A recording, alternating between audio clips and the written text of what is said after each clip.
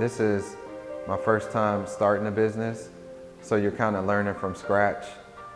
Sometimes you think there's 3 steps and you run into someone who tells you, no, there's a A, B, and C to step 2.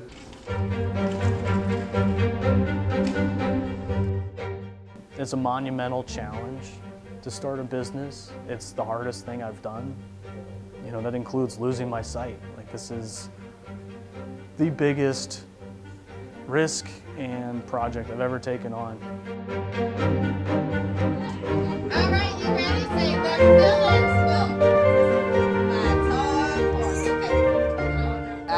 I think when starting up, you have no idea what the startup cost is going to be, or what you need, or how you're going to pay your staff.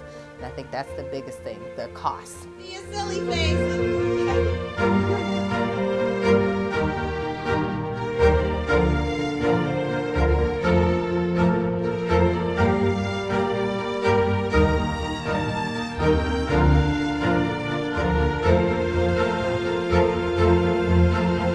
How I arrived at this point was, it's been formulating for, I would say, over 30 years.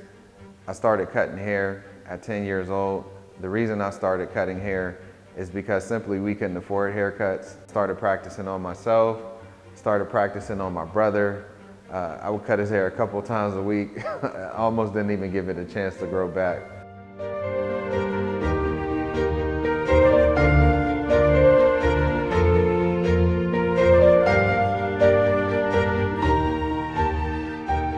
I think it started really around the age of 25.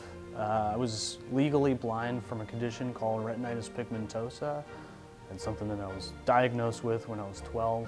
And I still wanted to pursue my passion, which ultimately was always growing food. Really started focusing on building a system that could be brought back to Pittsburgh, which is where I'm from. It just manifested into what is going to be one of the first vertical farms within the city.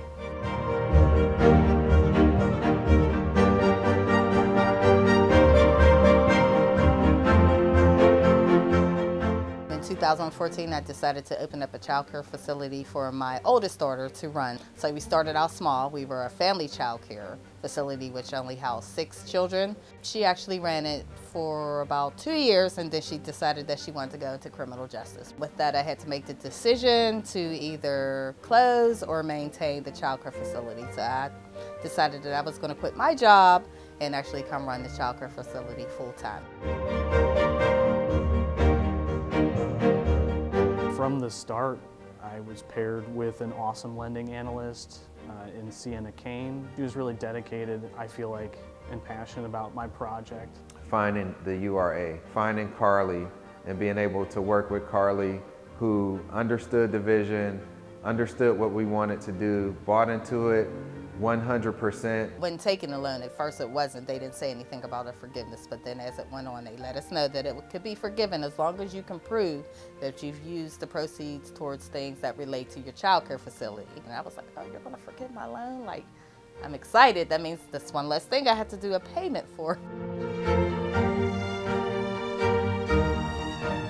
I'm excited to start growing, literally start growing food and open my doors and hopefully, embrace this community in the way that I've envisioned it for so long. My hope and dream is that one day, 10 years from now, we'll be able to have a gala and we'll be able to celebrate some of the people who have came through the barbershop, and we're able to either give back or to go on to become, doctors, lawyers, hairstylists, and we'll be able to, celebrate that. I take it and I see like what you teach and what you learn. They grasp it and you can see it, and it's like you're like the first person before they go out into the world. I just know that I am serving a purpose.